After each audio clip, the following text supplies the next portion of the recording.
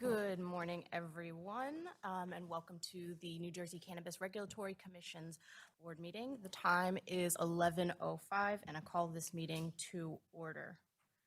Mr. Saeed, can you please read the notice of the public meeting? Good morning, Chairwoman. This is a regularly scheduled meeting of the New Jersey Cannabis Regulatory Commission's 2024 annual meeting schedule. Adequate notice of this meeting has been provided in accordance with the Senator Byron M. Baer Open Public Meetings Act. Notice of the meeting was provided to the Asbury Park Press, Bergen Record, Courier Post, Star Ledger, and the Trenton Times on December 12th, 2023. The agenda and information regarding the in-person meeting and the ability to live stream was also posted on the CRC website. The meeting time and location has also been posted on the website of the New Jersey Cannabis Regulatory Commission and with the Office of the Secretary of the State. Thank you. Can you please take roll call? Commissioner Barker, Present. Commissioner Delcid Coso, Present. Commissioner Nash, Present. Vice Chair Delgado is absent, Chairwoman Wainu. Present. We now have a quorum. The first order of business is for the Commission to go into executive session to discuss legal matters and litigation updates. These are discussions that are not shared with the public. We believe the executive session should take about 45 minutes. Thank you. Is there a motion to go into executive session? Madam Chair, I move that we go into executive session. Is there a second? Second. Seconded by Commissioner Delcid Coso. Is there any discussion on this motion to go into executive session? Hearing none, all those in favor say aye. Aye. All those opposed say nay. Any abstentions? Motion passes. So we, as Mr. Saeed mentioned, we expect the executive session to last approximately 45 minutes. So we can expect to resume the public session at about, we'll do an even 12 o'clock, all right? Thank you very much. We will keep the live stream running during that time. Staff who remain in the room will not be able to answer any questions about matters that are on the agenda today. And thank you for your patience, everyone.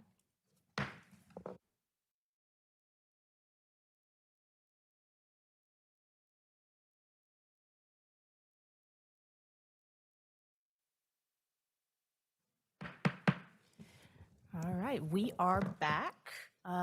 The executive session has ended, and so time is now 12:28, and we will resume the public portion of this meeting. Before I turn it over to Mr. Saeed to announce the next agenda item, I do want to note there is one change to the agenda that has been made, and so that is, if you're looking on our website, agenda item number 11, cases, claims, and petitions, that has been postponed, so that will not be considered today. That is the only agenda change that we have, so Mr. Saeed, can you please announce the next agenda item? Next up on the agenda is approving the minutes of both the Commission's public session held on March 13th and the executive session held on February 15th. The minutes have been shared with the members of the Commission prior to this meeting. Thank you. If there are no edits to the meeting minutes for the February 15th executive session and March 13th public session, I will ask for a motion. So move, Madam Chair. Moved to adopt the meeting minutes by Commissioner Delcid Coso. Is there seconded by Commissioner Nash? Is there any discussion on this motion? Hearing none, all those in favor of adopting the meeting minutes, say aye. Aye. All those opposed, say nay. Any abstentions? Motion passes. Next item on the agenda is the Chair's report. Thank you. Good afternoon, and happy Eid al-Fitr to everyone. Tomorrow marks the NJCRC's 3rd birthday. In light of the Commission's upcoming birthday, I want to note some of the progress that we have made thus far. starting with some of the progress on the 2024 priorities that I had outlined in my announcement back in February. Scheduling of a public town hall to solicit feedback on the application and licensing process is in progress and will be announced soon. Outreach to eligible institutions to conduct a study of the agency has been completed, and the first set of annual reports for the medicinal cannabis industry is scheduled and on track for adoption in May. Now, although the agency is still just a toddler, the last 3 years have seen incredible changes in the cannabis landscape. We have quadrupled the number of medical dispensaries open to patients. We've issued licenses for every class of adult use cannabis businesses. We worked with the New Jersey Economic Development Authority to support their grant program, offering up to $250,000 of funding for nearly 100 businesses. We launched a year-long Cannabis Smart, Cannabis Safe public awareness campaign to inform people on safe and responsible cannabis use, including important deterrence messages for vulnerable populations. And we now have more than 100 new adult use businesses operational and serving consumers.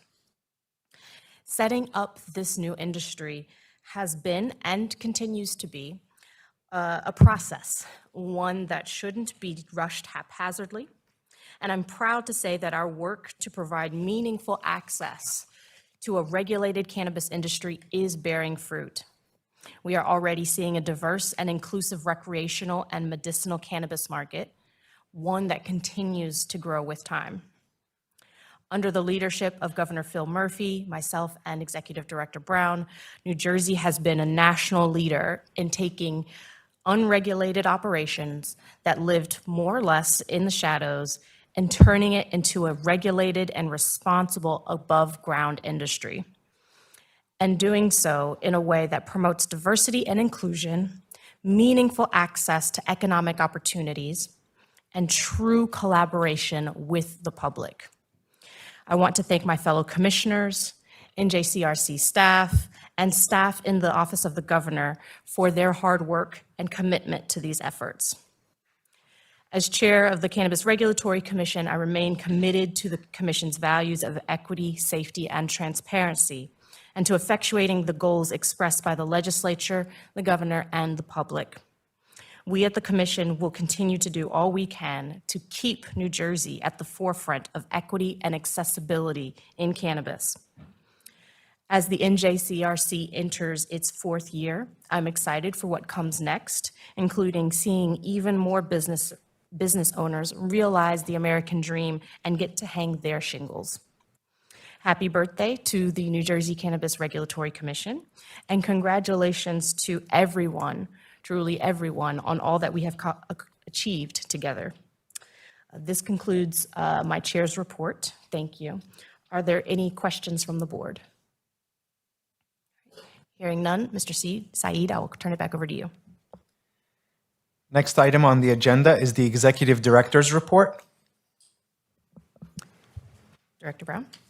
Thank you, Chairwoman Waynu, Commissioners, and I echo the thoughts and congratulations on the 3-year anniversary. As a bunch, we are far more civilized than my 3-year-old and eat less snacks. So I think we're in good shape and on the up and up. I don't know if we eat fewer snacks. Well, I'm only speaking to myself for myself. She does eat a lot of snacks. So I'm going to cover licensing update, and then I'm going to pass it over to Director McWhite to give our quarterly report on licensing and demographics in this developing industry.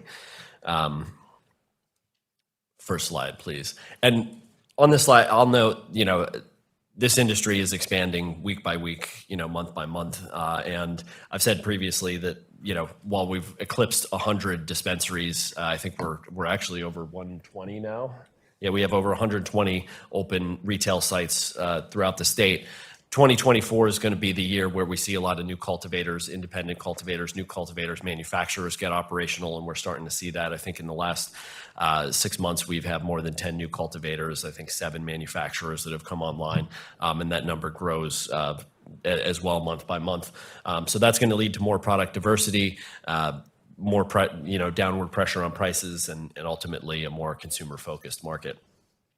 So this just highlights some of the new retail outlets that are open throughout the state. We present this every month, and as the list grows and changes month by month. So congrats to all the businesses and business owners who are getting their doors open and serving this market. So for our Office of Licensing, we've now received just under 2,500 applications. Of those 2,481 applications, 1,856 have been approved. Vast majority of those are conditionals. 131 applications are still under review in the Office of Licensing. There are 303 applications that are pending resubmission following a cure. Those are applications that were deficient and are waiting to be resubmitted once that deficiency is cured. And I'm happy to say that this is, I think, the first time I've presented this slide where we've had less than 100 applications under review in the Office of Compliance and Licensing. So applications are making their way through the process, getting to these meetings to have board action, and then ultimately on the path to implementation. To date, the CRC, the Commission, has issued 1,380 conditional licenses, 312 conditional to annual conversions, 164 annual licenses, and 72 ATC expansions. In total, there are 236 operating licenses and permits issued throughout the state.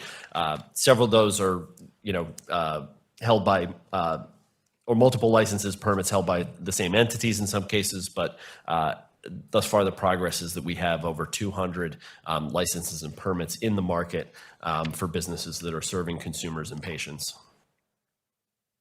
Today we have 17 conditional applications up for consideration, 15 conditional to annual conversion applications, 4 annual applications, 3 expanded ATCs, and 9 annual renewal applications.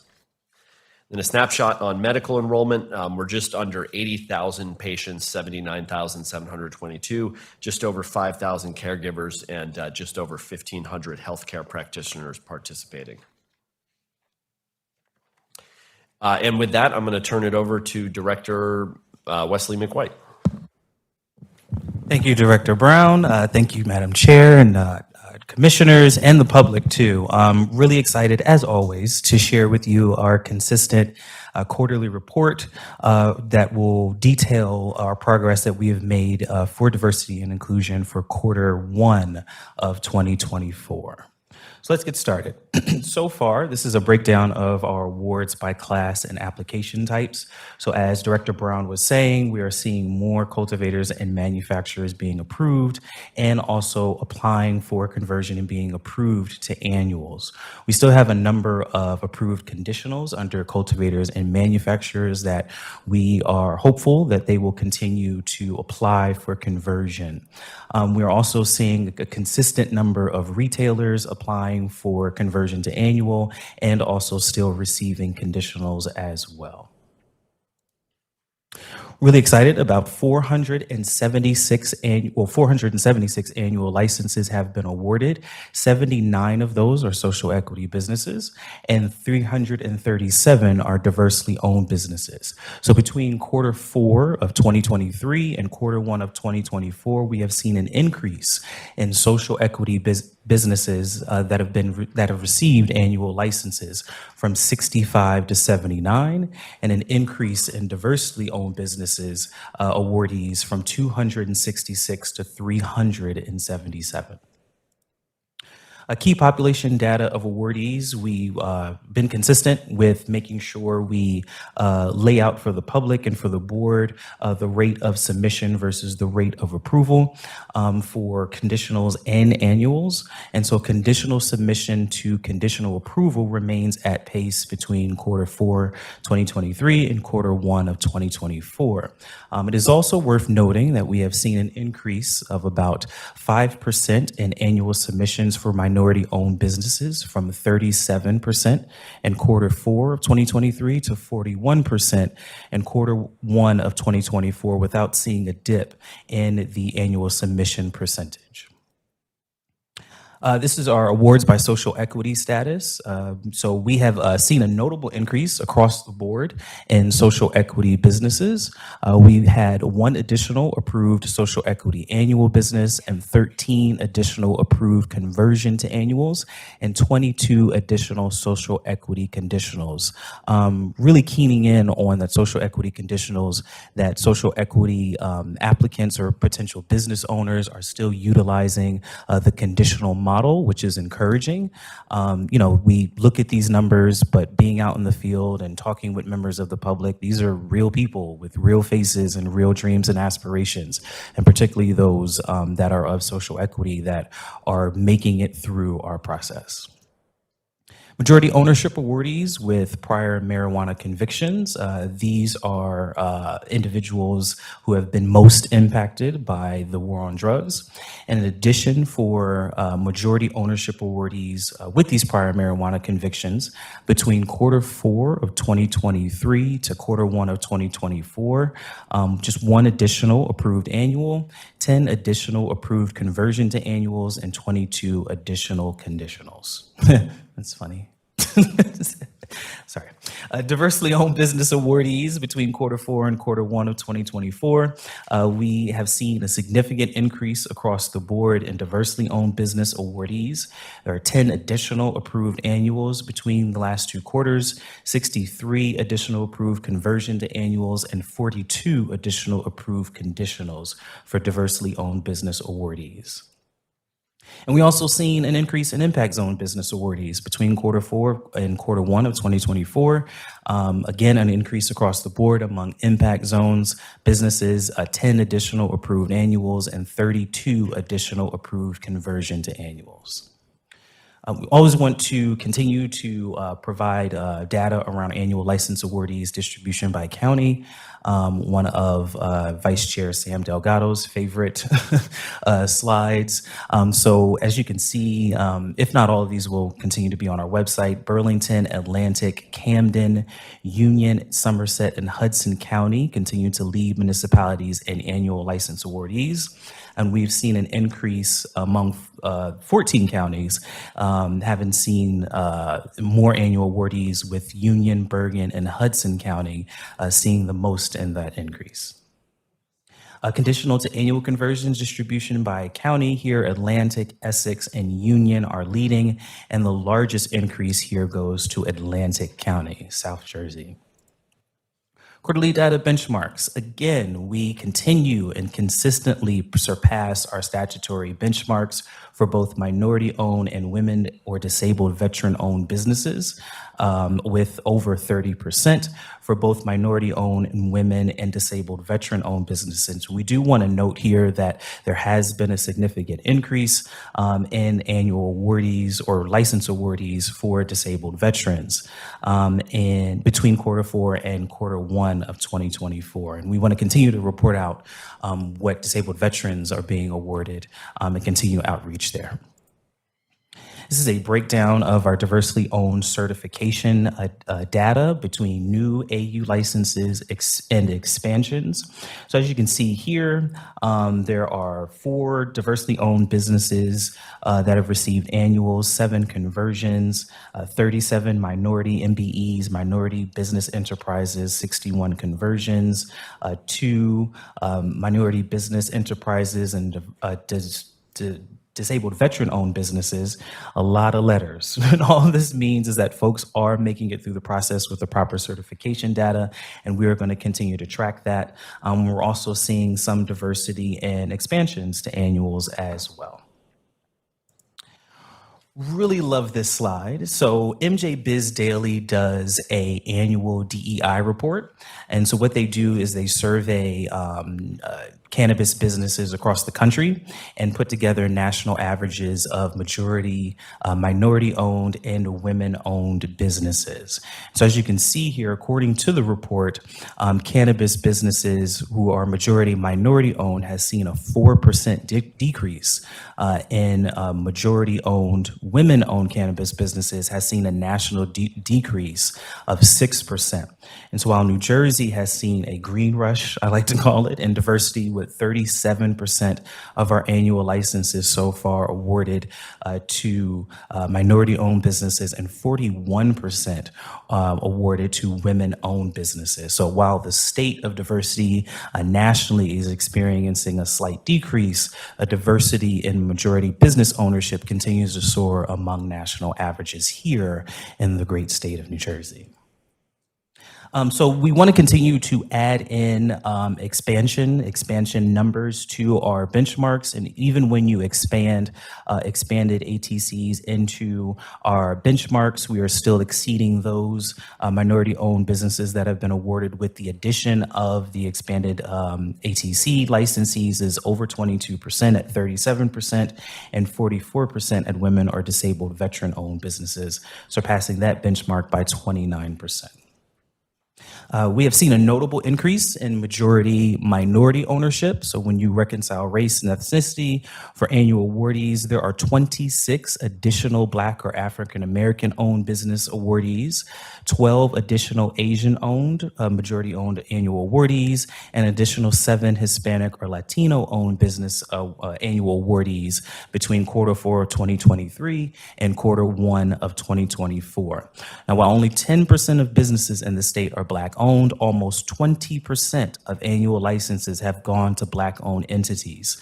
And while only 10% of businesses in the state are Asian owned, 21% of annual licenses have gone to Asian owned entities. 20 additional operational businesses. We want to continue to break down the numbers of current operating businesses. And so there have been 20 additional operating businesses between Q4 and Q1 of this year, 3 additional cultivators, 2 additional manufacturers, 14 additional retailers, and 1 additional testing lab. And so we're seeing an increase across the board in percentages also of impact zones, previous marijuana convictions, social equity businesses, and diversely owned businesses that are open and operational. Operational business licensed under the CREAM Act, so their DOORS, Department of Treasury certifications. We've seen 10 additional women business enterprises, 5 additional minority business enterprises, and 5 additional minority and women business enterprises who are operational. Operational businesses licensed under the CREAM Act that are self-reporting and with doors. So 3 additional Asian operators, 2 additional Black or African American operators. And so that concludes the data report. So as you can see across the board, there continues to be an increase in diversity for annual awardees. We continue to see a great distribution, particularly in South Jersey, with annual awardees, and we're going to continue pushing this. Like I said yesterday, we're going to continue to be on the ground talking to annual license holders. We're meeting with them to talk about social equity reporting and what they're doing in the community, and what we feel and what we're seeing on the ground is just a real buzz about what's happening here in the cannabis industry, and that we're seeing true diversity, and we still have a ways to go. So I'll turn this back over to Executive Brown. Thank you, Director McWhite, and great work. I just had one just brief question. Can you talk a little bit about some of the work your office has planned with outreach to awarded but not operational businesses? Yeah, so what we're doing is we're gathering information about some of the roadblocks that individuals are experiencing between race and ethnicity, between impact zone, social equity businesses, and trying to get really granular on what some of those roadblocks are.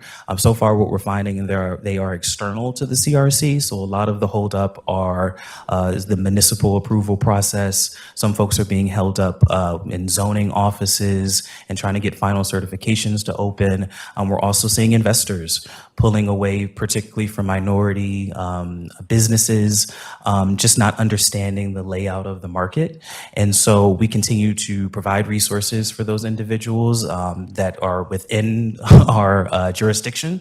But a lot of the external factors to why folks aren't getting operational just yet are outside of the CRC. So we'll continue to gather that data and try to put that in some type of data report for the board so you can see exactly where some of those issues lie.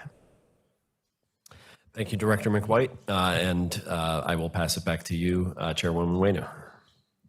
Thank you, Director Brown and Director McWhite. Are there any questions from the board regarding the information provided? Commissioner Del Cid Coso. Thank you, Director McWhite, for that report. Just a quick question, maybe this is something that you are thinking about doing in your office. Is there an appetite to start tracking information, like demographic information on the employees that are working in a lot of these shops? So can you speak to that? Have you already working on that?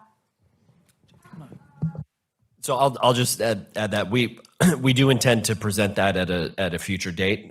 We have some demographic information on the ATC identification card holders. We're getting that information compiled on all the cannabis business ID card holders, and so I do anticipate, we should have at least something fairly, complete by the next quarterly report. Thank you. If I may, I do want to make mention that a lot of the new AU businesses and the expanded ATCs continue to provide self-report employee demographics. So within the social equity reports that we transmit to you all, you'll be able to find some tables and graphs on what diversity looks like.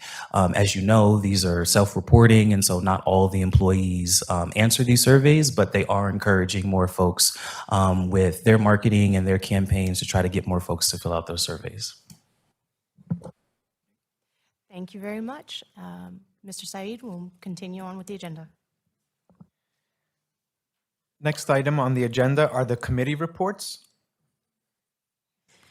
So we have a couple of committee reports today. We will start with the Permitting and Licensing Committee, and I will turn it over to Commissioner Del Cid Coso to provide that report. Thank you, Chairwoman. Good afternoon. I'm going to dive right into it because we do have a few important updates to cover today. First slide, just a general report and the number of extensions granted for the month of March. There were 43 in total, 35 conditional extensions, 2 were 2019 RFA extensions, and 6 were adult use extensions to operate. The committee continues to receive extension requests from the 2019 RFA awardees. Out of the 44 of the 2019 RFA awardees, 21 are still waiting to become operational. We are seeing that these awardees are facing external factors, as Director McWhite has mentioned, that are beyond their control, such as local permitting delays and construction build-outs. To prevent them from losing their award due to this operational deadline that was set in the 2019 RFA, the committee is now recommending the board to consider and amend the 2019 RFA to remove this operational deadline and amend the 2019 RFA final agency decisions accordingly. Next slide. On a similar note, there are about 394 adult use awardees that have yet to request an on-site assessment.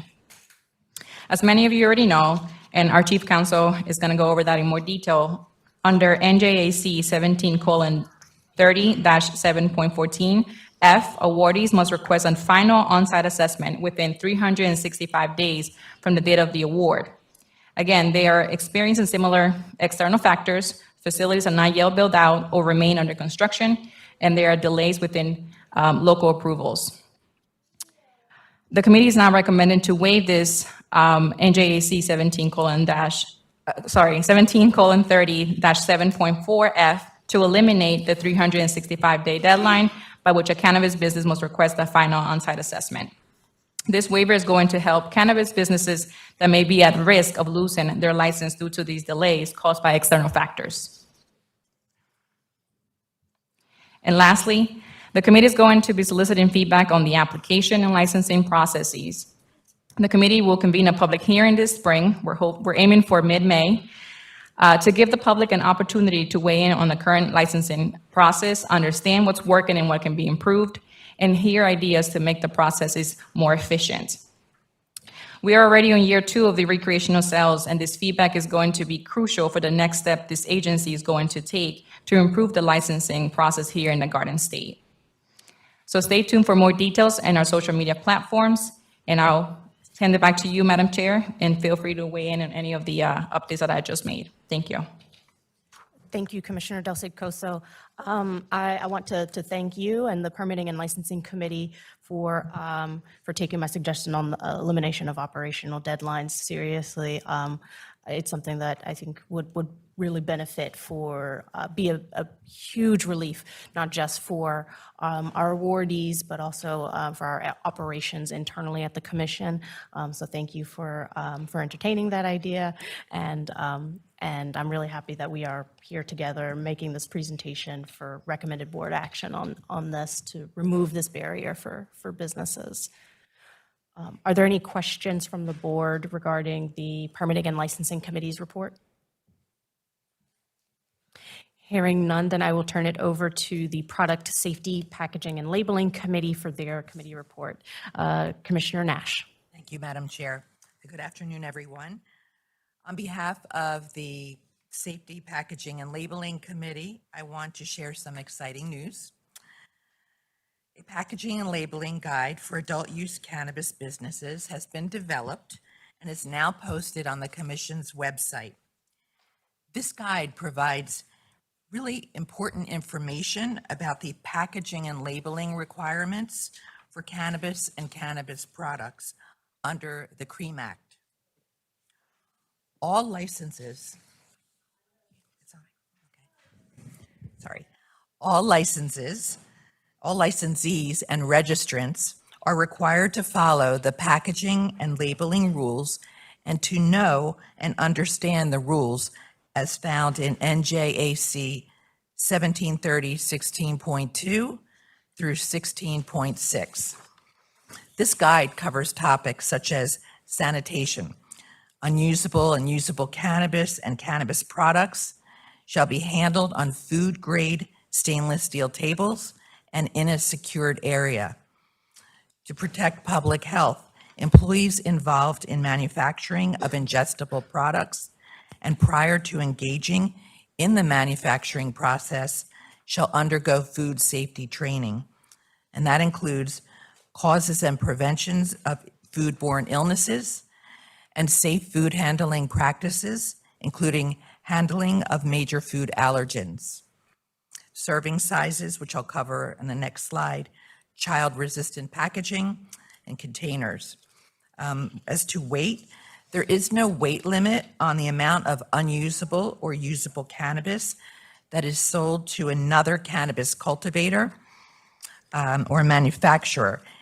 If a cultivator packages usable cannabis flower for sale to a cannabis retailer, that package may contain any increment up to and including 1 ounce or 28.35 grams. Next slide.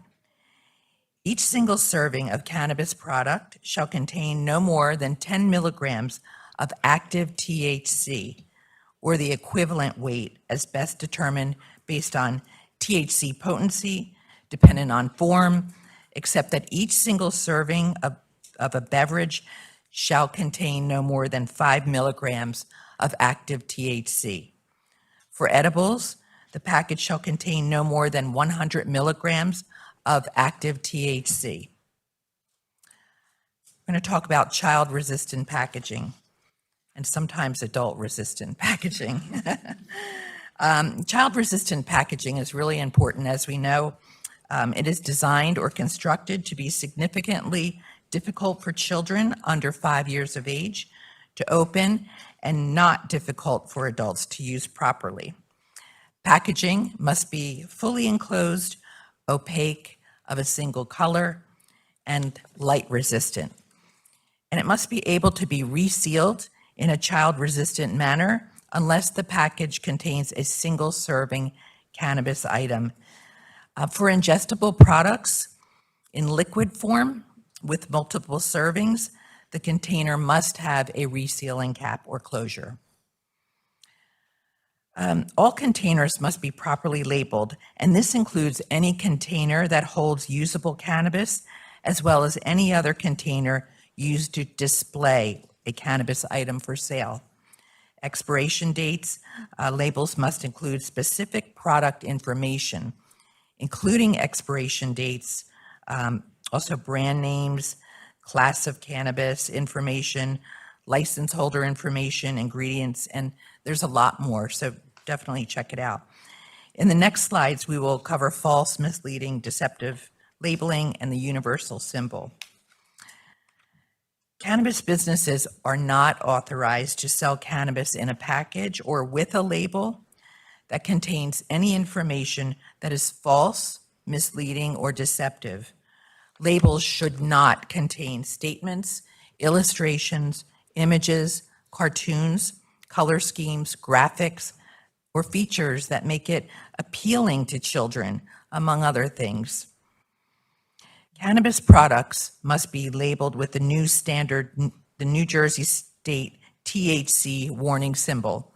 For convenience, downloadable versions of the symbols and product imprints for both packaging and labeling can be found on the Commission's website. Labels should also display strains and chemotypes and cannabinoid profiles. Chemotypes displaying high THC, low CBD, moderate THC, moderate CBD, low THC, high CBD. So those are just examples, and again, please use it for reference. For lab testing, all products must include a summary of the written report detailing the results of the lab testing and serving sizes. Lab testing reports shall include, but are not limited to, potency of all major cannabinoids, a list of major terpenoids detected, criteria for labeling a single serving and labeling multi-serving packages, as you can see here, can be found in the guide. There is much more detailed information in this guide, and we hope that you will find this resource helpful. The packaging labeling guide, as I said, can be found on the Commission's website at nj.gov/cannabis under Business Resources. Madam Chair, I would like to turn it back to you. Thank you. Thank you, Commissioner Nash, and congratulations to you and your committee for getting this across the finish line. I know this is something that you worked hard on for quite some time. So congratulations to the committee on getting that done. Are there any questions from the board regarding the committee's report? Hearing none, we will move forward. Next item on the agenda is the consideration of rule waivers and advisory notices on regulatory policy. Thank you. For this, I will turn it over to Council Riggs for summary remarks. Thank you, Chair Wainu. The first item that will be up will be the waiver of the adult use regulation that requires an on-site inspection within 365 days of your award. As Commissioner Del Cid-Coso and Director McWhite explained, there are a lot of external factors that are preventing entities from becoming operational within this 365-day timeframe. The waiver is specific to NJAC 17:37.14 F and K. F is a licensed applicant shall have 365 days from the date of the notice of approval to request a final on-site inspection. And K goes on to say the same, similar, above, within 365 days of that notice of approval, the commission shall decline to issue the license. The waiver has some conditions attached. So what it's going to do is it doesn't impede on the health and safety or well-being of anybody. There's no public health concerns with this waiver. But next slide, please. The terms and conditions include the fact that this only applies to annual awardees. It eliminates the 365-day deadline. But the big important part is that the awardees must stay in communication with their compliance field monitor.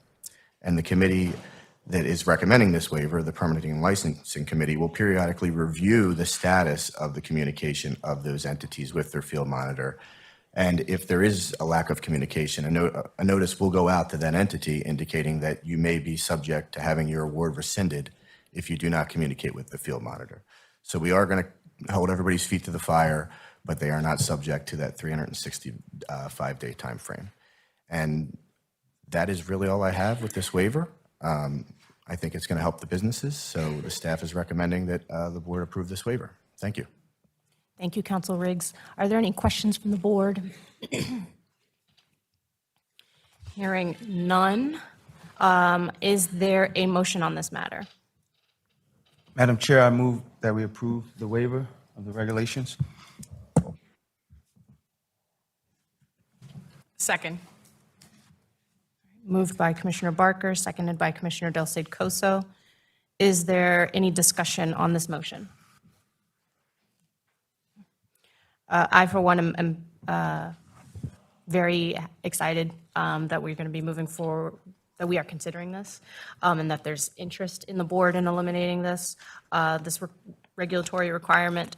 To underscore what Council Riggs said, I think as we continue to make sure that businesses are staying in touch with their field monitor and, demonstrating efforts to become operational, I think removing this regulatory deadline will be a great help for those businesses. Without this waiver, businesses would risk losing their award at a point where they are so close to the finish line already, and really, I think to take that away from them at that point in time would really be a disservice. So I'm really excited about this item. If there's no further discussion, Mr. Said, can you please call the vote? Commissioner Barker, Aye. Commissioner Del Cid Coso, Yes. Commissioner Nash, Yes. Vice Chair Delgado is absent. Chairwoman Wainu, In the spirit of Vice Chair Delgado, I will say enthusiastic yes. the resolution passes.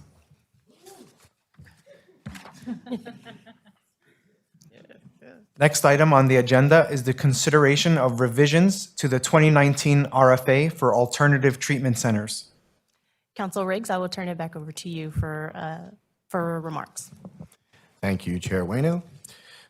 This is similar to the AU operational deadlines in the final agency decisions that were issued to dispensaries for the 2019 RFA.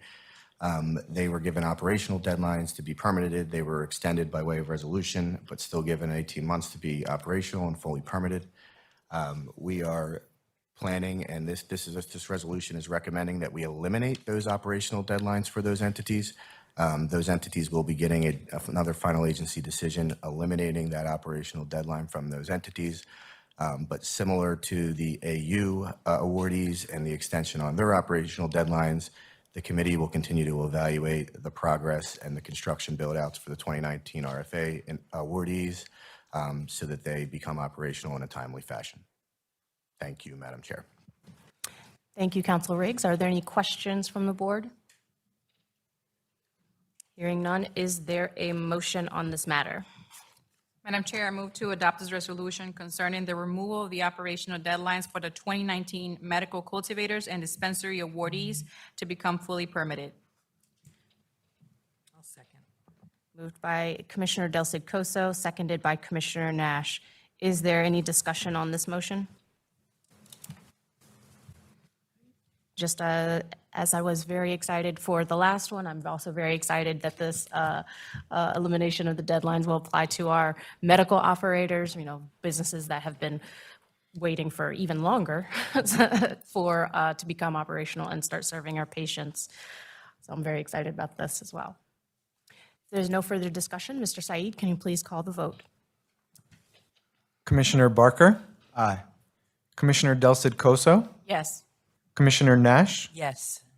Vice Chair Delgado is absent. Chairwoman Wainu, Another enthusiastic yes. the motion passes. Next item on the agenda is the consideration of applications for name changes. Director Brown, I'll turn it over to you to describe the businesses that don't like their names. I want to change their names. We have some name changes. They're on the screen. I'll just note that for businesses that are waiting to be approved or that are seeking a name change, it's really important to note that under our rules, you can only advertise the business and have signage that is according to the approved name of the business. So until you are approved for a name change, you must continue to adhere to those regulations. And if not, you may be subject to an enforcement action. So we move these pretty quickly. So, once you apply, the board hears it, approves, and then you're good to go. But before that happens, you got to keep advertising under the approved name. So with that, we have these 5 name changes. You can see them on the screen, and they've all done what they need to do, filed with the Secretary of State, filed the application with us, and are recommended for approval. Thank you, Director Brown. Are there any questions from the board? Hearing none, is there a motion on this matter? Madam Chair, I move to approve the applications to change the business name of the adult use license awardees and expanded ATCs. Moved by Commissioner Nash, seconded by Commissioner Barker. Is there any discussion on this motion? Hearing none. Mr. Said, can you please call the vote? Commissioner Barker, Aye. Commissioner Del Cid Coso, Yes. Commissioner Nash, Yes. Vice Chair Delgado is absent. Chairwoman Wainu, My vote is yes, and I want to underscore what Director Brown mentioned. If, for those businesses that are considering name changes, either now or in the future, you must operate under your existing present name that has been permitted or licensed by the commission. So my vote is yes. the motion passes. Next item on the agenda is the consideration of applications for ownership changes. Director Brown, the floor is yours. Thank you, Madam Chair. We have 5 ownership changes for consideration by the commission. Anka Field, Blossom Dispensary, Dakana LLC, Natural Selections Dispensary, and Puffin Store. Several of those are adding new owners. One is a transfer of ownership to another entity, and then one is changed to an ownership structure. These have been vetted by our compliance and investigations team against our regulations concerning ownership and limitations. Where necessary, the individuals or entities have undergone financial probity, individuals' criminal history background checks, and all 5 of them are recommended for approval. Thank you. Are there any questions from the board regarding these applications for ownership change? Hearing none, is there a motion on this matter? Madam Chair, I move to consider the approval of the request for transfers of ownership. Commissioner Del Cid Coso moves to approve the transfers of ownership. Is there a second? Second. Seconded by Commissioner Nash. Is there any discussion on this motion to approve the transfers of ownership? Brief discussion, Madam Chair. Yes, Commissioner Barker. I just want to ask the industry to please refrain from predatory practices. It is very hard, especially as a regulator in this new industry. You're trying to balance the interests of individuals who are private actors and entering into private contracts. And so you want to give them the autonomy and trust that they understand what they're doing. But from what we know from policy and history, everybody doesn't fully understand, and sometimes people are taken advantage of. And so I just want to really stress, it was very hard going through these and trying to really understand whether somebody understood the terms of their deal. So I'm asking the industry and putting that clarion call out on both sides. If you are an applicant, please, if you can, try to get somebody to review your contract. I know everybody cannot afford an attorney, but please, if there's somebody that you know, if there are operators and people who have gone through the process, please lend a hand to those that are coming up behind you. And investors, as Director McWhite said, we really want you in this industry. We think New Jersey is prime, but we want you to be fair and set the right bar. Thank you, Madam Chair. I'll leave it there. Thank you, Commissioner Barker. Is there any further discussion on this motion? Hearing no further discussion, Mr. Said, can you please call the vote? Commissioner Barker, Abstain. Commissioner Del Cid Coso, Yes. Commissioner Nash, Yes. Vice Chair Delgado is absent, Chairwoman Wenu. Yes. The motion passes. Next item for consideration is the adult use cannabis business conditional license applications. Thank you. Director Brown, I'll turn it over to you to provide summary remarks on the adult use license applications received. Absolutely. Thank you, Chairwoman Wenu. So I'm going to cover the overall licensure process as I normally do, and then we'll go through the different cohorts. So when we receive an application, they're assigned a priority based on what the business qualifies for: social equity, diversely owned, impact zone, bonus points, or just general applicants, also micro businesses, or annual, or standard rather. That priority is verified, applications are moved through the process according to that priority and the time that they're submitted. They're assessed for completeness. Applications that are complete are moved forward to scoring. Then applications are scored in accordance with our regs and the notice of application acceptance. Applications that score sufficiently high to move forward. There's a financial source management review that takes place with all applications initially. And then for annuals and conversions, there's a full qualification vetting that goes on, which includes criminal history, background checks, financial probity, review of any agreements that are submitted with the application. Staff undertake quality control to make sure nothing's been missed, make sure they meet all the regulatory requirements, and then they're recommended to the board for approval. So the first set of applications up for approval are 17 conditional licenses listed here. I will note as we go into this, originally there were two planned resolutions because Vice Chair Delgado is recused from one application, SVA NJ Services LLC. Since Vice Chair Delgado is not present, we are going to do all 17 applications together. So you can see the list of applications here. It is also listed on our website. So all 17 of these conditional applications have gone through that process and are recommended for approval by the CRC board. Thank you, Director Brown. Are there any questions from the board regarding the conditional license applications presented? And I just want to note or expand on what Director Brown mentioned regarding Vice Chair Delgado's recusal. He did not receive any application materials related to application number 1967 for SVA and J Services LLC. If there are no questions from the board, is there a motion on this matter? Madam Chair, I move that we approve the conditionals up for recommendation.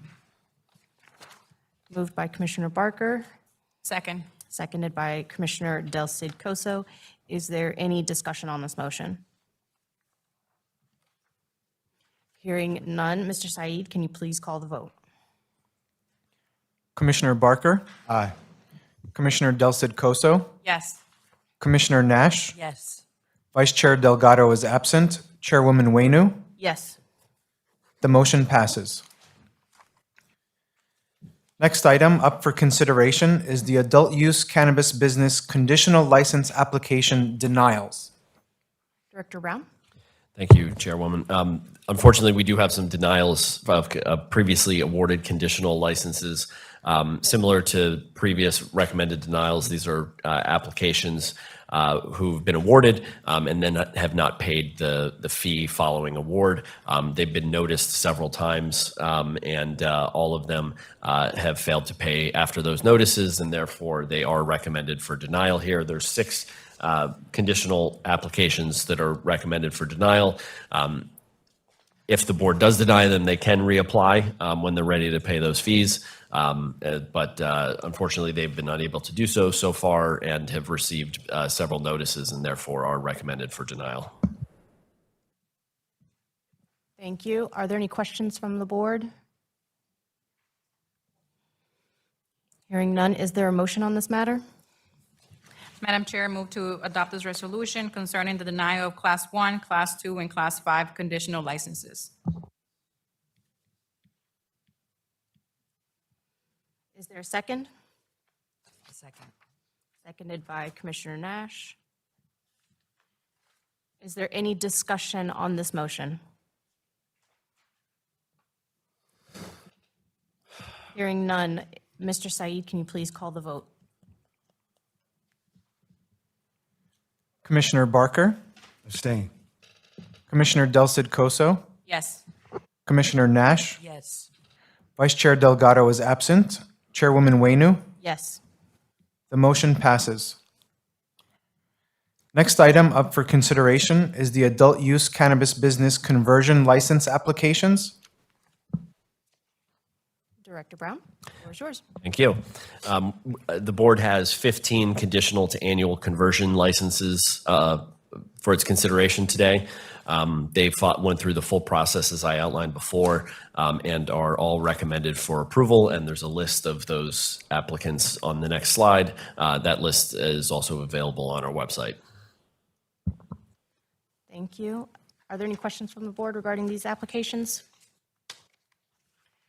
Hearing none, is there a motion on this matter?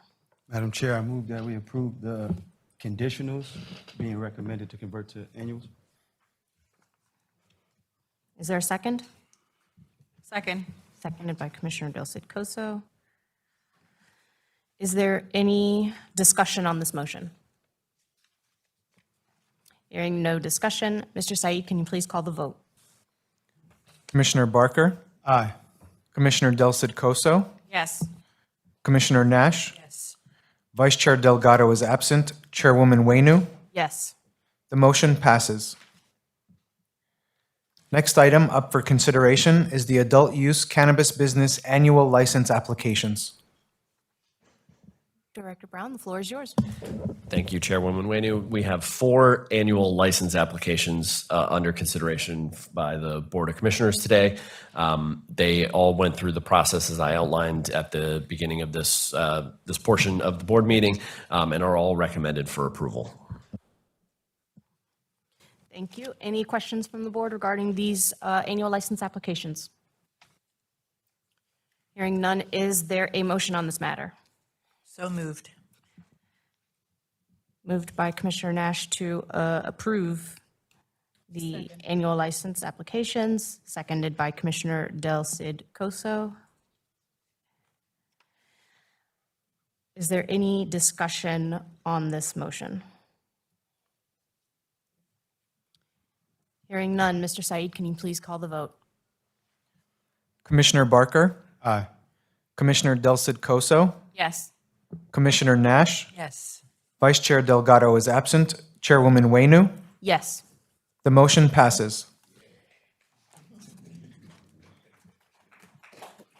Next item up for consideration are the expanded ATC certifications. Thank you. Director Brown, I will turn the floor over to you to describe the applications, or sorry, the certifications for medical businesses to expand into the adult use market. Thank you. There are 3 alternative treatment centers that are certifying to expand to add adult use retail sales. Theo A Cannabis LLC for a Class 5 retailer, Hillview Med Incorporated, which is a Class 1 cultivator, and then Green Medicine NJ LLC for a Class 1 cultivator. Per the statute and per our rules, they have to certify that they have adequate supply to both continue to serve the medical market and add additional adult use consumers. They have to certify that they have the practices in place to both manage patient population and new retail adult use sales, as well as municipal approval for adult use sales where they operate. All of these have met those certification requirements and are recommended for approval. Thank you. So I believe we'll go through these one by one. All right, so before we go one by one, are there any questions from the board regarding the alternative treatment center certifications received? Hearing none. We'll start with Theo A Cannabis LLC. Is there a motion related to Theo A Cannabis LLC?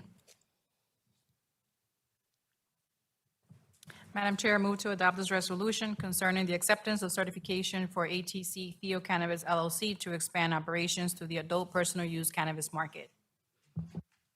Is there a second? Second. Is there any discussion on this motion? Hearing none, Mr. Said, can you please call the vote as it pertains to Theo A Cannabis LLC? Commissioner Barker, Abstain. Commissioner Del Cid Coso, Yes. Commissioner Nash. Yes. Vice Chair Delgado is absent. Chairwoman Wainu. Yes. The motion passes. Next, we will consider Hillview Med Incorporated. Is there a motion related to Hillview Med Incorporated? So moved. Commissioner Nash moves to accept certification to expand into the adult use market. Is there a second? Second. Seconded by Commissioner Del Cid Coso. Is there any discussion on this motion? Hearing none. Mr. Said, can you please call the vote? Commissioner Barker, Abstain. Commissioner Del Cid Coso, Yes. Commissioner Nash. Yes. Vice Chair Delgado is absent. Chairwoman Wainu. Yes. The motion passes. And then finally, we will consider Green Medicine NJ LLC. Is there a motion related to Green Medicine NJ LLC?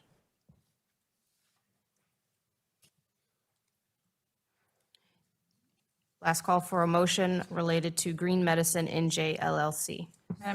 So moved. Second. Commissioner Nash moves to accept the certification to expand into the adult use market. And seconded by Commissioner Del Cid Coso. Is there any discussion on this motion? Hearing none, Mr. Said, can you please call the vote?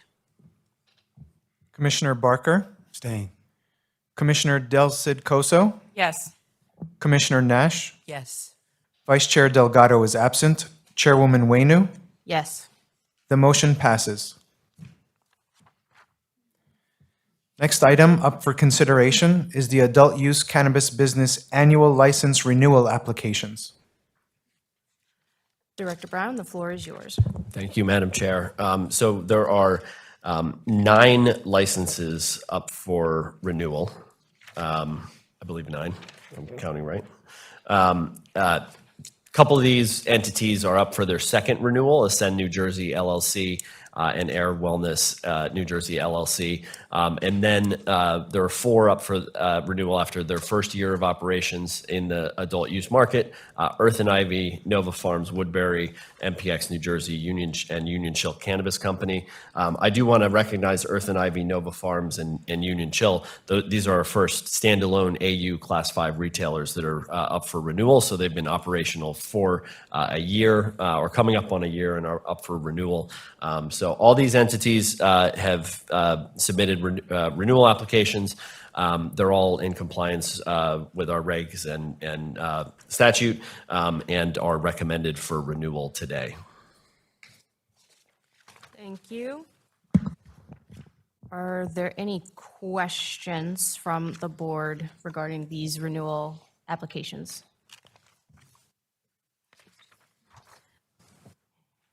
Is there a motion on this matter? And I'll note that these are all presented, unlike in the past where the board has considered these annual license renewal applications one by one. They're now presently presented to us as all at once. Is there a motion on this matter? I move to adopt the resolution concerning the renewal of adult use cannabis business licenses and expanded ATCs. Second. Is there any discussion on this motion to adopt the resolution? Hearing no discussion, Mr. Said, can you please call the vote? Commissioner Barker, Abstain. Commissioner Del Cid Coso, Yes. Commissioner Nash, Yes. Vice Chair Delgado is absent, Chairwoman Wainu. Yes. The motion passes. Next item on the agenda, we have notices of enforcement actions. Thank you. So I will turn it over to Director Brown. All right, Director Brown for summary remarks on this particular notice of a violation that was issued. Thank you, Chairwoman Wainu. So unfortunately, we do have a notice of violation for the board to consider today. I've said before, the goal is compliance here, and we always like to maintain a compliant industry. So when we have to bring these before the board, it's never a pleasurable thing. But we do have one for Urban Dispensary. They failed to secure their storage area, which is a requirement under our regulations. They were given a verbal warning, they were given a written warning to correct, and then finally, after those measures, we followed up with a notice of violation. I can tell you that it's the estimation of our Office of Compliance that they've corrected this following the NOV, and that as of right now, we're not recommending any further enforcement action. Now, if this remains, if we find that this is a problem again, that recommendation will change and we'll be bringing a further notice of violation to the board for consideration. But as of right now, our recommendation is that this issue has been addressed and will hopefully continue to be addressed and won't be a problem in the future. Thank you, Director Brown. Are there any questions from the board regarding the information presented?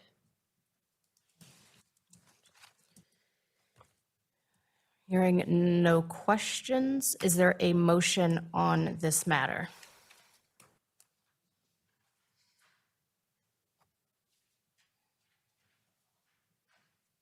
Last call, is there a motion on this matter? I will make a motion. I will move to close this. I move that we close this matter without imposition of a monetary penalty. However, I do want to note that according to staff's investigations, this entity has been warned not once, not twice, but now 3 times for their actions. And so I am unlikely to be so inclined to not impose a penalty should this come up again. However, given the mitigating circumstances here, the fact that this business has been cooperative by all accounts with rectifying the issue, there has been no impact to the public health or safety as a result of the behavior, and that there have been no further issues since the business has corrected the non-compliance. I'm supportive of closing this out to impose no penalty with a strong caveat that I will unlikely to be so inclined should this come up again. So that is my motion. I second that. Seconded by Commissioner Del Cid Coso. Is there any discussion on this motion to close the matter related to NOV number 4524 with no penalty imposed? Hearing no discussion, Mr. Said, can you please call the vote? Commissioner Barker, Nay. Commissioner Del Cid Coso, Yes. Commissioner Nash, Yes. Vice Chair Delgado is absent, Chairwoman Wainu. Yes. The motion passes. Next item on the agenda, we have the open public comment period.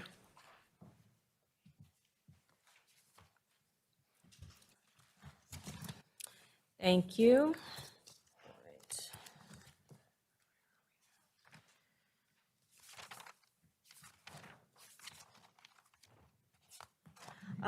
As a reminder, members of the public can submit public comments during or after this meeting to the commission in writing via our website, nj.gov/cannabis/meetings. The deadline for submitting written comments for today's meeting is 5:00 p.m. tomorrow, Friday, April 12th, 2024. Written comments will be shared with the commission members and will be made public. Speakers today will be limited to 3 minutes. The time will be kept on the clock over here to your left. Please keep in mind that this public comment period is meant to give members of the public an opportunity to address the commission about matters that the commission should be aware of. It is not a space for people to simply market or advertise private businesses. Mr. Said will call out the names of our registered speakers when it is your turn to speak. Please come up to the microphone.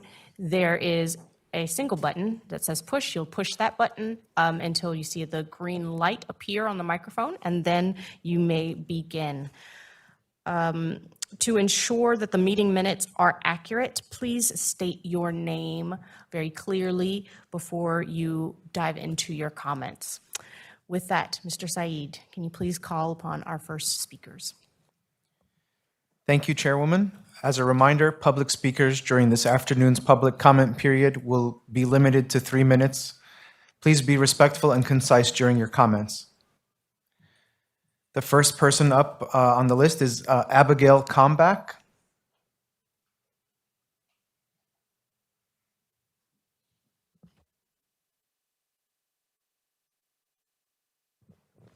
Hi, my name is Abigail Kalmbach. I'm speaking again in front of you guys.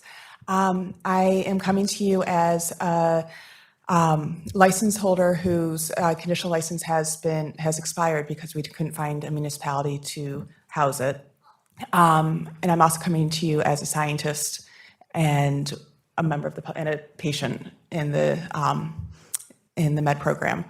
I think one of the reasons it was interesting to hear Director White's report earlier, where he was stating that there's some external factors that are limiting people's abilities to get into the market. And one of those external factors is, of course, the number of municipalities that have opted out.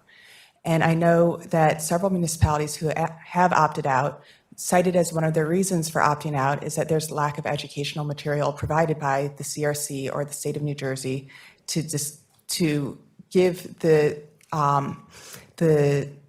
government officials in those towns some sort of feeling of reassurance that cannabis is not the drug of the past that and has beneficial aspects to it. So I really urge the commission to provide educational materials on your website. There are a number of different states that have educational materials to the public, and it would be really reassuring to, like Massachusetts, Colorado, Oregon has, and I'm sure we could get them to lend us some of their materials. I also am, it would also speak to the the CRC needs to provide educational materials and also get institutional access for the Jack Honig law, and that hasn't been implemented at all. Secondly, I want to shift from that to the batch sizes that we have. Thank you, Commissioner Barker, I can cry over babies, fine. I've got a couple. Oh, sorry, buddy. Thank you, Commissioner Barker, for speaking up last month at the meeting and trying to push forward the changing the batch sizes. I really urge you guys to consider that further. The cost of batch sizes to the companies, if you assume a failure rate of 8 to 9%, is actually very low if you consider what would happen to the cost of destroying a 50 or 100-pound batch if it fails. So either the batch sizes, right now the batch sizes are far too large to have a representative sample to be tested, and people don't have that reassurance then when they go into the regulated market that you're going to have a product that has tested clean. I'll provide a link to this study in my written statements. Thank you. Next up on the list is Michael Weil.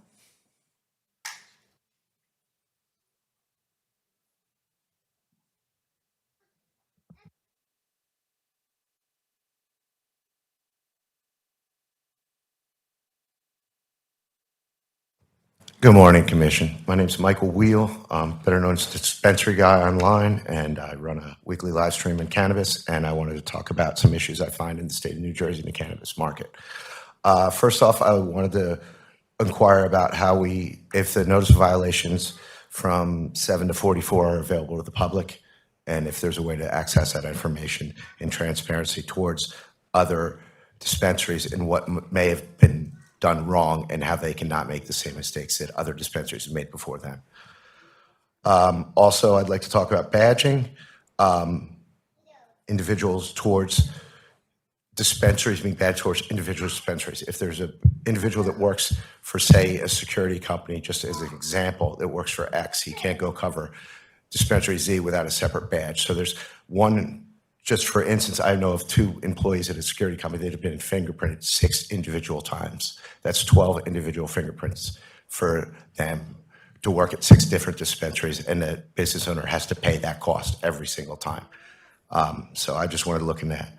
Also, while we're talking about that, I wanted to talk about the sizing on the concentrations that you're doing with the infused that's coming out of the market. I think it's ridiculous that infused eighths are going for 24.5 grams off of an allotment of 1 ounce. That's a 24.5 thing plus 1 ounce, and the patient has to leave. At that point in time, you're kind of forcing an adult use patient or anything to leave, turn around and walk back into the establishment. You're setting precedent for bad things to happen in this industry by limiting it to 1 ounce. If you're going to continue to put infused in that high of a category, a 7-gram allotment for a 1 gram infused edible, or a 1 gram pre-roll is ridiculous. 1 gram's 1 gram, 3.5 is 3.5. That's it, as far as I'm concerned with that. The batch size testing, obviously that needs to be addressed. The medical program is failing miserably on a daily basis by, it's down another 2,500, 3,500 patients since last month.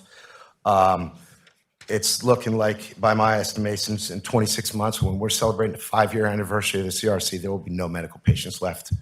I don't want to name, 2 manufacturers just left the medical, only to stretch their legs in the adult use market. I see no reason for a cultivator to come online in the New Jersey market, medical only. I can't remember the last time I saw an application come across as just a medical only cultivator. There's no reason for anybody to join the medical program right now. I don't see anything changing, and unless drastic changes happen, that's not going to happen. I've also seen medical transfers from applications, like the transfer from medical to adult use, as little as 1 day. So I don't know what's going on with that and everything else. So there's no reason for anybody to come into the medical market as a medical only. And also the market saturation, I know you guys can't control it and where businesses are the thing, but the actual physical of a dispensary opening in another dispensary's parking lot and things like that, it just needs to be looked at. just in general as licenses are being issued across the board. Thank you so much for your help, and you guys are doing a great job. I do want to say that. Thank you. Next up on the list is Margarita Tsalyuk. All right, I don't see that person. Next is Deanna Robinson. Okay, next is Dr. Felicia Stoller.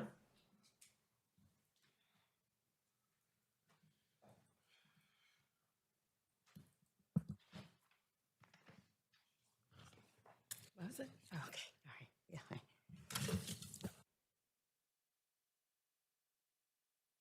All right, hey, I'm Dr. Felicia Stoller. I'm the president of Blue Dream Cannabis, and I'm happy to be here to address your group because I also sit on a licensing board for the state of New Jersey, so I appreciate the hard work that goes into taking legislation and putting it into a regulated business.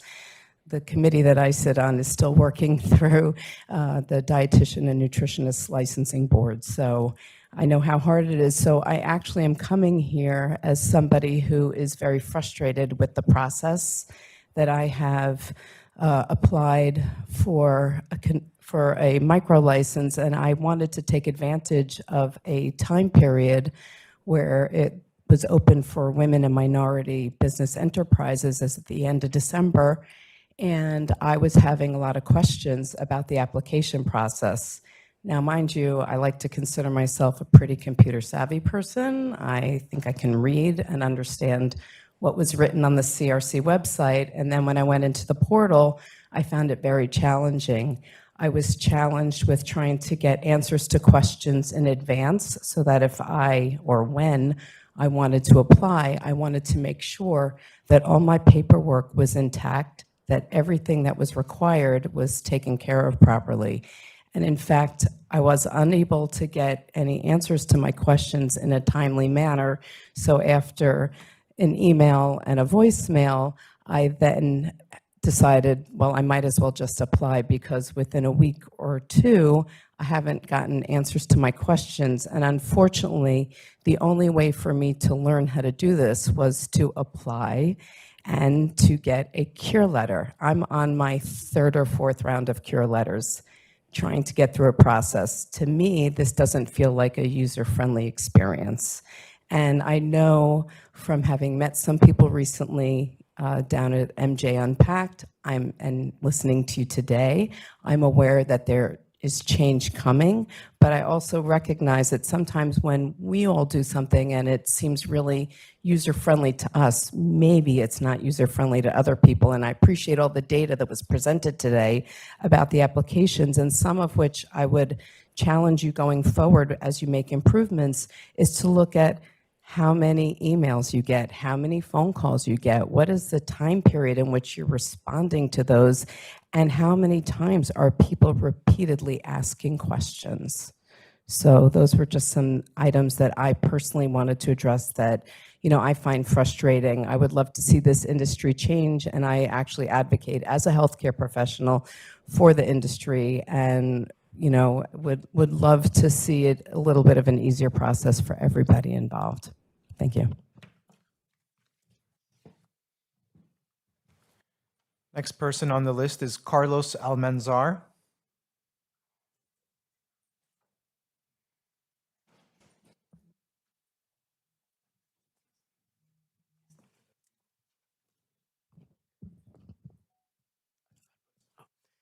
Carlos Almanzar. I am here today because 420 is down the street. Unfortunately, my family, we're going through a situation, and I cannot apply to you guys until I fix the problem in my hometown. Now, I saw 420 as an opportunity where I could do something good for my community. Now, I applied to throw a concert in my hometown where all the proceeds was going to be donated to the kids and 8 families that are in need that are losing their home. So I did a preset online, and we sold 1,283 tickets. That's almost $100,000. I was like, oh, wow, this is just a pre-sale. So I went to the town to apply for this concert. My main concern is I live in the hood, I see what's going on with the fentanyl, the mix with the cannabis and everything. So they were all, you cannot do this because how can you control that? Fine. So I went to a lot of dispensaries and I asked, hey, can I? They're like, hey, you got to get approved. So as we turn in 3, I wanted you guys to look into a one-day licenses, like a one-day liquor license that they do for events. Because, you know, everybody that's throwing these events, they could lose their career if they get caught. So we should look into that because $125,000, guys, and one day of pre-sale. And that all that was going to be donated to the kids. But unfortunately, the town can't see. And, you know, I don't want to break the law because everything that I do is under the microscope right now, since everything that my family's going through. So I would like, you know, look into that, guys. A one-day license, maybe for next year. I would like to make that donation because if that amount was so fast, I know what I could do if it really happened the right way. I want every cannabis come out of a dispensary so like that is cannibal and we know that it's clean, that we're not putting nothing that is gonna harm somebody. So that's that. And my other thing too is, you guys are doing a great job, but you guys need to start visiting some of these dispensaries. These guys back here, the dispensary guy, he goes to a lot, you know, I respect them. But we gotta see who they're hiring. It's crazy to me that a corporate store is hiring more local than a local store, you know? So I think you should look into that because that's the main thing. If we're not helping our community and we're bringing the outsiders just so they could push more product, then for what? That's not how it's supposed to be. So it'd be nice if we see more local people getting hired. You know, that's what my dispensary was gonna be. So far, I haven't seen no other dispensary like mine with a learning center inside a dispensary. So we need to push that because it's not all about the money, guys. Thank you. Next person on the list is David Fetter. All right. Next on the list is Jeff Allman. I don't see that person. Next on the list is Dr. Aliza Brevard Rodriguez.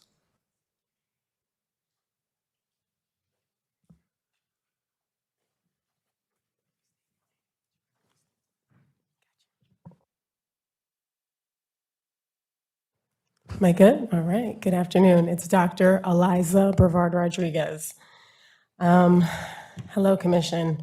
I advised that I would come back this month with my investors, and I did, many of them here. Feel free to raise your hand. But the universe found it fit for me to bring you my greatest investor to date. He was due on April 24th, but he decided to come an entire month early because I'm pretty sure he wanted to be here with me today. So this cannabis licensing process and having a newborn is next level unlocked.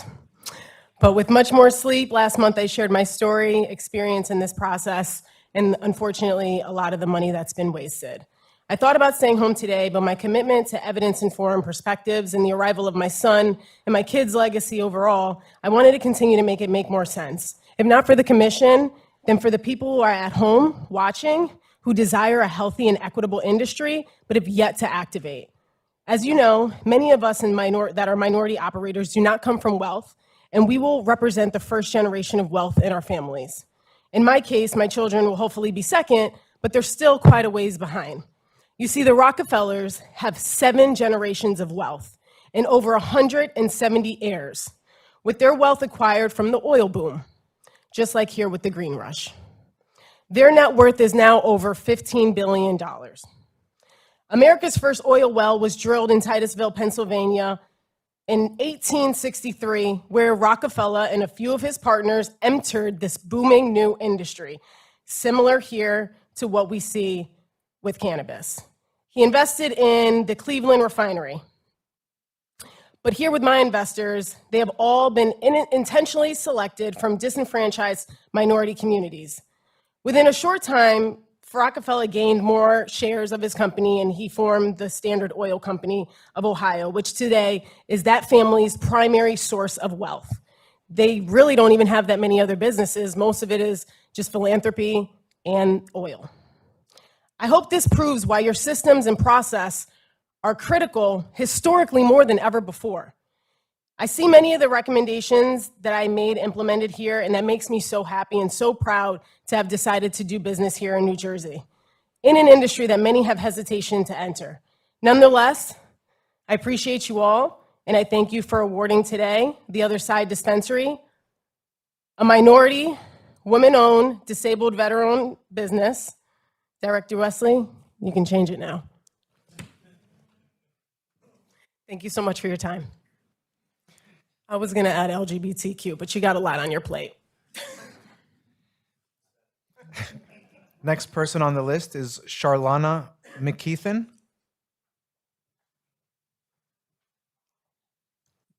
Next on the list is Mariam Curé. I don't see those people. Next on the list is Amina Curé. Next on the list is Damon Hanschel.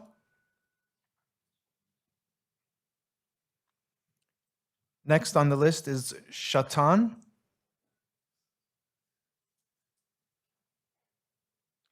Next on the list is Hugh Giordano.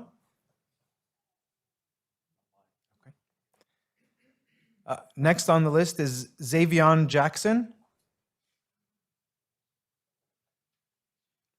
Next on the list is Samuel Reichbart.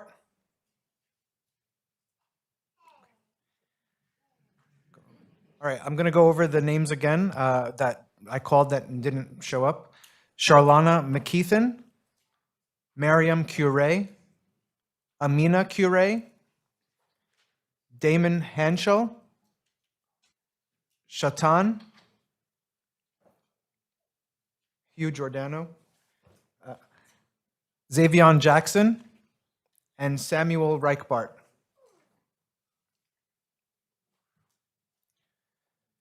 Chairwoman Wainu, this will conclude the registered speakers we have for today's public meeting. Thank you, and thank you to everyone who spoke and shared their experiences with the commission today.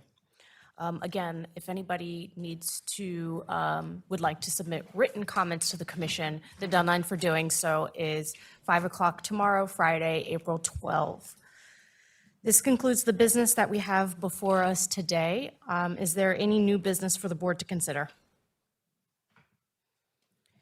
Hearing none, is there a motion to adjourn? Motion to adjourn.